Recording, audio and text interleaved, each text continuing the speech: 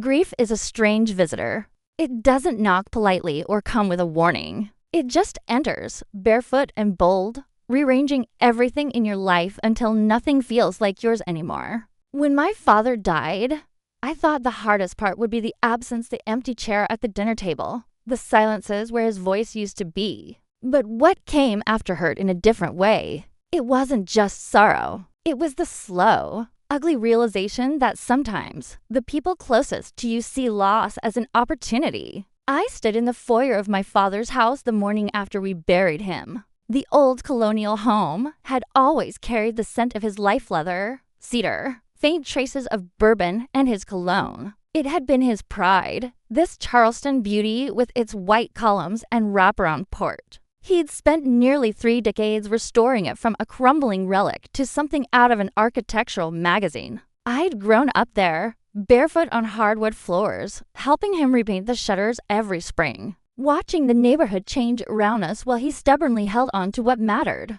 Mason, my husband, was standing by the fireplace. He wore his navy blazer, unbuttoned, with his sleeves rolled casually to the elbows, like he was already halfway back to the office. He didn't look like a man in mourning. He looked like someone preparing for a business negotiation. He tapped at his phone, his lips tight, his focus already somewhere else. I held a sympathy card in my hand, unopened, from one of Dad's old college friends in Boston. I hadn't had the strength to read them yet. They sat in piles across the dining table, like unanswered prayers. Then Mason looked up and said it, just like that. I think it's fair that we split the inheritance with my mom.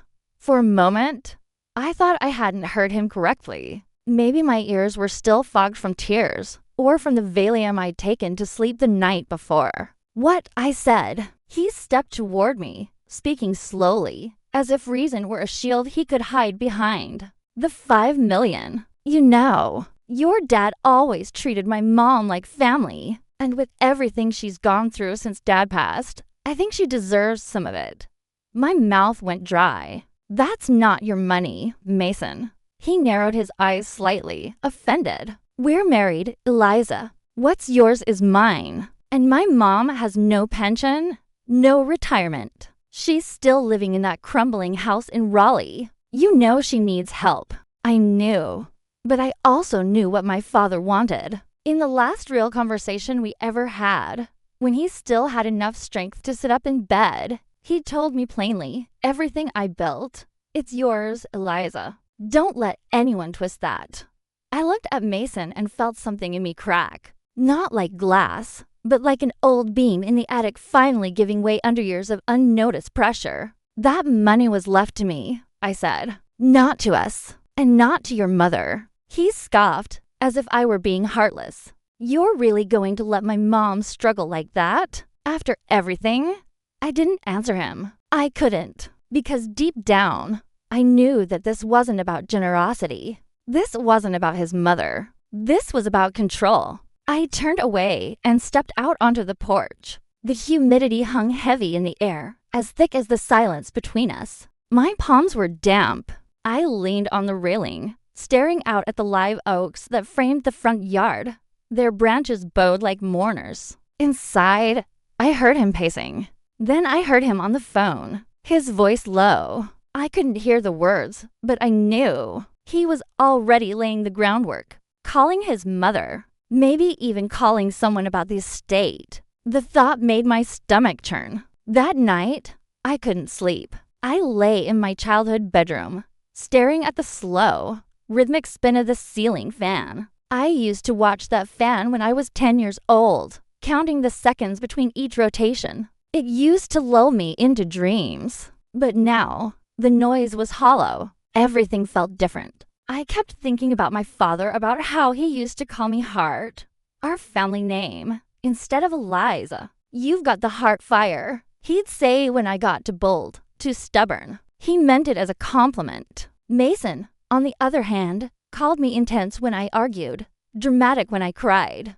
Maybe I had forgotten how to stand on my own. Maybe I was ready to remember. The next morning, I woke before the sun. I made a cup of coffee the way Dad used, too strong, black, with 1 sugar. Then I sat down at the kitchen table, opened my laptop, and booked a one-way flight to London. Departure 2 days from now. First class. Not for escape. Not for vacation. For clarity. Dad had always split his time between Charleston and London in the last years of his life. He had a flat in Notting Hill, a little second-floor walk-up above a bakery that smelled like heaven every morning. He loved the silence there, loved how the city allowed him to disappear without explanation. That apartment was mine now, too, and I was going to it. When Mason woke up, I told him I needed time alone. He laughed. Alone? In London? I didn't respond. He looked at me like he was seeing a stranger. And in a way, he was. Because I wasn't the same woman who let him convince her that sacrifice was love. I wasn't the woman who gave up her dreams for comfort. I was Hart's daughter. And I had $5 million in the bank. The only thing I owed anyone now was the truth. The flight to London felt longer than usual, though I'd taken it many times before visiting my father or during my semester abroad at King's College. But this time was different. I wasn't flying to see someone or escape something. I was peeling away the skin of a life I no longer recognized. As the plane lifted off from Charleston, I looked out at the coastline vanishing beneath me and felt strangely weightless, like I was shedding layers of grief and guilt in the thin air. Grief didn't leave. Of course it never does. But it had started to evolve. It no longer sat on my chest like a sleeping animal. Now, it moved beside me, silent but watchful, giving space for something sharper to grow. Betrayal, resentment, and a small but determined spark that felt like resolve. When I landed at Heathrow, the sky was doing what London skies do best, thick with cloud. Dripping mist, the kind of chill that wraps around your collar like a whisper. I'd always loved it. London felt like an old friend you didn't need to impress. It welcomed solitude. It invited reflection. The cab from the airport wound through the city like a slow exhale. Red buses, rain-slicked streets, people clutching umbrellas and briefcases. When we pulled up to the familiar bakery on Portobello Road, a strange wave of comfort hit me. The flat above, it had been my father's little corner of peace. He bought it when he retired from his architectural firm in New York and started dividing his time between Charleston and London. It wasn't large or flashy, just a second-floor walk-up with creaky floors and a view of ivy-covered chimneys. He used to call it his European escape pod. Now, it was mine. I stood in the hallway, just inside the front door, holding the keys so tightly they left little half-moons in my palm. The air smelled like cinnamon buns and aged oak. The walls were painted a faded cream, and everything was exactly as he left it, his armchair by the window. The shelves lined with design books and old jazz records, and a half-finished crossword puzzle on the small kitchen table. I dropped my suitcase and sank into the chair. The silence was rich and deep, like it had waited for me. Later that evening, I texted Mason. It felt like an obligation, one last thread I wasn't ready to cut. I need time. Please don't make decisions about the money while I'm gone. He replied within minutes. You're being selfish. I stared at those 3 words, feeling them burn, as if it was selfish to grieve. Selfish to protect something that belonged to me. Selfish to want time and space after burying my father. I threw the phone across the sofa and poured myself a glass of scotch from the bottle Dad had left in the cabinet. It wasn't expensive. He'd always said good scotch didn't need to be. But it burned just enough to remind me I was still alive. The next morning, I wandered through the flat and found a leather-bound journal on the desk in his study. It was cracked at the spine, the pages filled with notes in his small, architectural handwriting. Tucked between 2 pages was an envelope with my name on it. Eliza. My breath caught in my throat. The letter inside was dated 8 months before his death. His words were firm, but kind, the way he always was when he needed me to really listen. Eliza, if you're reading this, then I'm gone. And I hope you're living your truth, not someone else's version of it. I left you the money because I trust you to build something lasting, something real. Don't let anyone talk you out of what's yours. Not even someone who says he loves you, especially not him. I reread it twice. Then I held the letter against my chest, hot tears sliding down my cheeks. Not just from sadness, but from the quiet affirmation that I wasn't crazy. That my father saw what was happening, even before I did. Later that day, I met Isabel, my old friend from university. She was French-American, all angles and elegance, with a wardrobe that looked effortless and a voice that could slice glass when she wanted it to. We met at a small cafe in Soho, where the espresso was as bitter as the weather, and the croissants flaked onto our coats. With every bite, when I told her everything Dad's death, the inheritance, Mason's proposal to share it with his mother, she didn't gasp. She didn't coddle. She just raised one eyebrow and tilted her head. "Darling," she said, pushing her sunglasses up into her dark curls. "Why are you still married to a man who thinks inheritance is a group project?" I laughed too loudly, but it hit me hard. Why was I? On the way back to the flat, I couldn't stop thinking about what my life had become, how slowly and quietly I had shrunk inside of it. I used to be someone with plans, with ideas. I had been an interior architect before I let marriage and Mason and practicality convince me to put it all on hold. That night, I sat at the kitchen table with my father's journal and a blank notebook of my own. I started writing down everything the inheritance could become, not for Mason, not for his mother, and not for appearances. For me, a design studio, a space that felt like his and mine at once, a scholarship in his name for women in architecture, a few smart investments in cities I loved: New York, London, maybe Edinburgh, or maybe just freedom, the rarest and most expensive thing of all. I had $5 million, and for the first time in a long time, no one to answer to but myself. I didn't know exactly what the future would look like, but I knew what it wouldn't be. I would not return to Charleston as a wife who shared her grief and her worth with people who hadn't earned either. The distance between us, between me and Mason, was no longer just miles. It was clarity, and it was growing by the hour. Marylebone, London by the 7th day in London. Something inside me had shifted. It wasn't a loud moment, no cinematic music swelling in the background, no dramatic revelation. Just a quiet, resolute stillness where the chaos had been. I stopped crying in the shower. I stopped flinching every time my phone vibrated. I stopped rereading Mason's messages, trying to decode some hidden sign of remorse that never came. And, perhaps most importantly, I stopped explaining myself to people who didn't ask the right questions. Grief hadn't disappeared, but it had loosened its grip.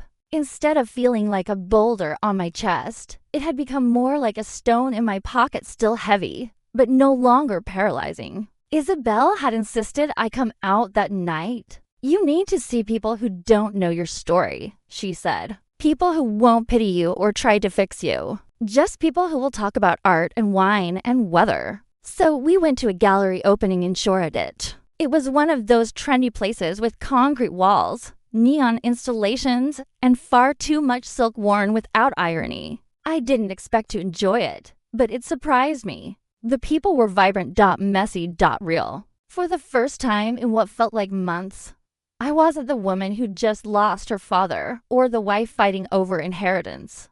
I was just to Liza. That's where I met Frances. She was leaning over a sculpture shaped like a half-melted clock, sipping something amber from a short glass. Her short gray hair was cut sharply round her jaw, and she wore a fitted blazer over a white t-shirt that read, "Create or Decay. You look like you're somewhere between running and riving," she said to me with a smirk. I laughed. That obvious? She turned, extending a hand. "Frances Daveriel. I own a few boutique hotels and have a habit of showing up where I probably don't belong." "Eliza Hart," I replied, shaking her hand. "I used to be an interior architect."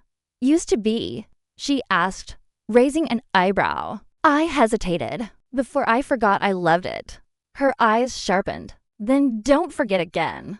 We ended up talking for over an hour about design, cities we loved, the ways spaces could either trap or free people. I told her about my father, about Charleston, and even though briefly about Mason. She listened without interrupting, without softening the silence. There was no pity in her face, only recognition. Like she, too, had walked away from something that once defined her. 2 days later, I found myself standing outside a derelict Victorian building in Marylebone. It was tucked between 2 elegant townhouses, like a forgotten tooth in an otherwise perfect smile. The windows were covered in ivy and grime.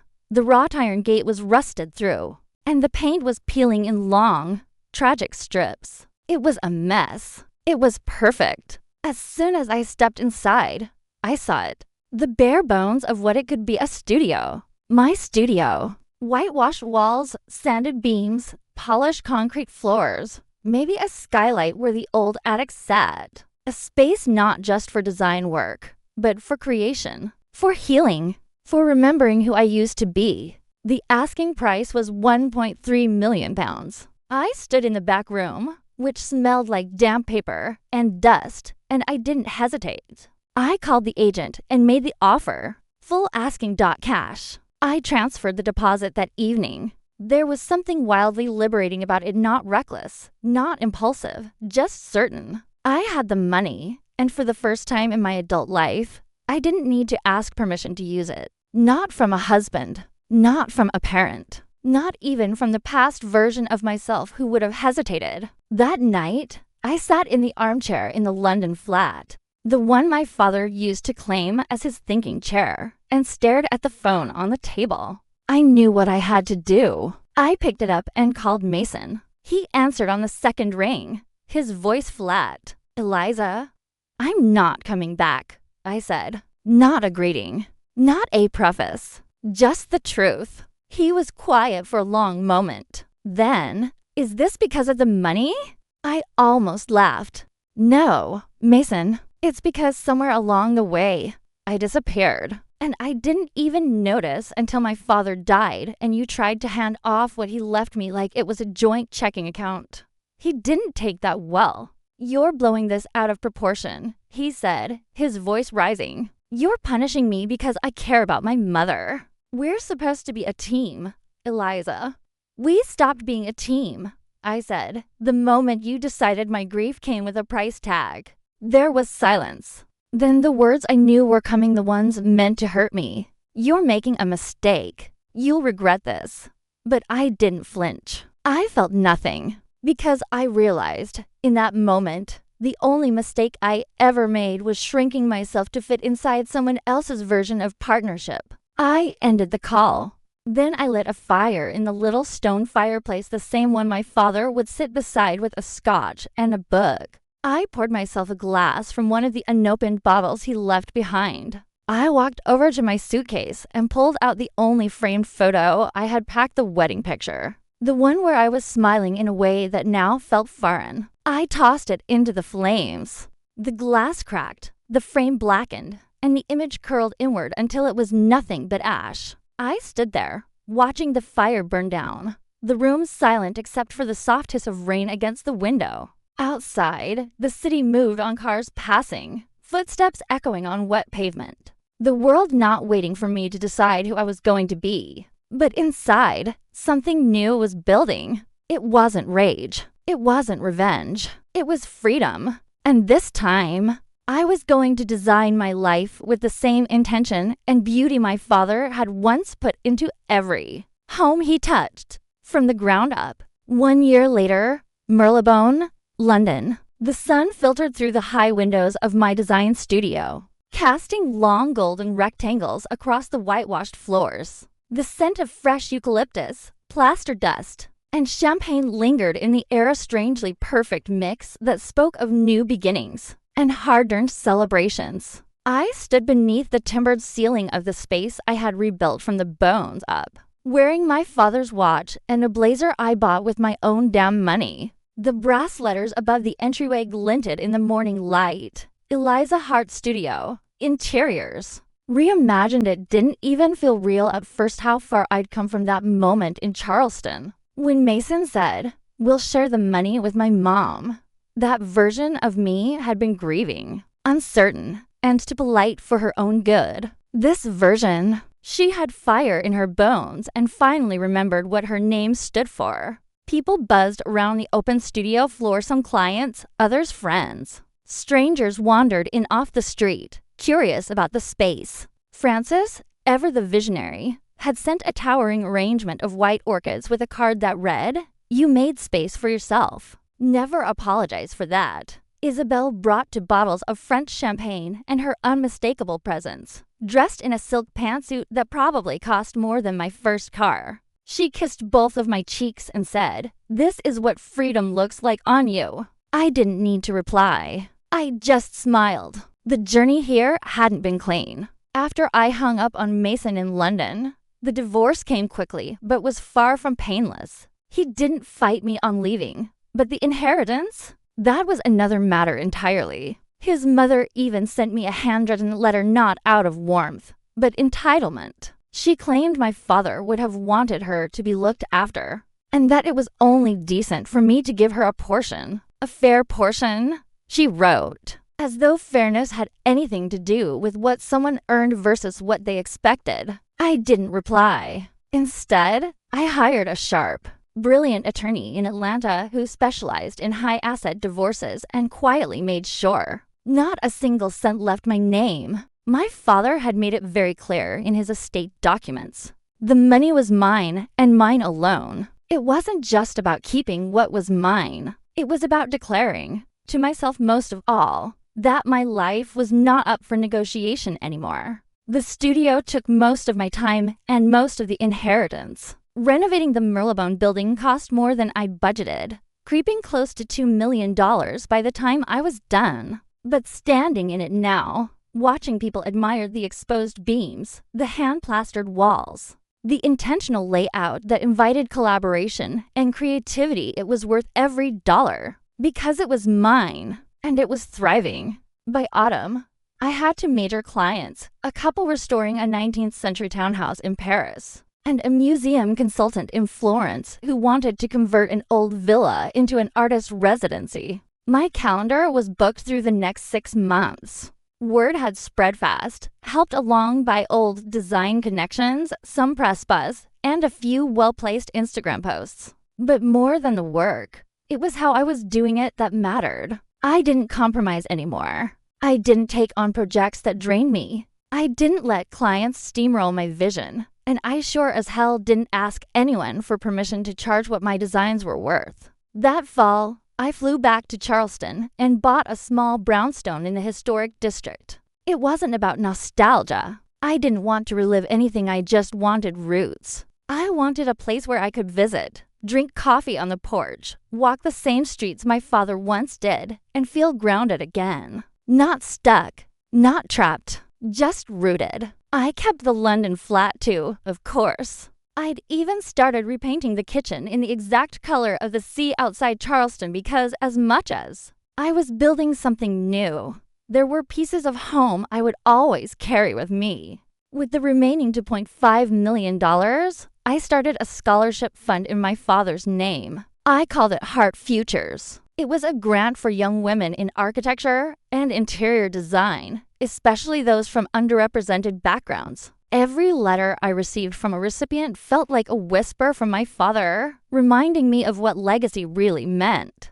Not a bank account, not a last name, but belief in something better. One evening in November, I was sketching floor plans at my drafting table in the studio, the city quiet outside, when my phone buzzed. A single message from Mason. "You really did it." I stared at the screen for a long moment. There was no malice in the message, just a faint trace of surprise, maybe even respect. But I didn't respond. I didn't feel the need to. Instead, I powered off the phone, pushed it aside, and returned to my work, pencil in hand, paper beneath my wrist, soft lines becoming a vision only I could see clearly. There was something holy about the stillness, about creating with no noise around me. No one to please but myself. Maybe that was the final lesson from my father, not just that love should never be divided up like currency, but that grief, when faced with truth and courage, could become something more than sorrow.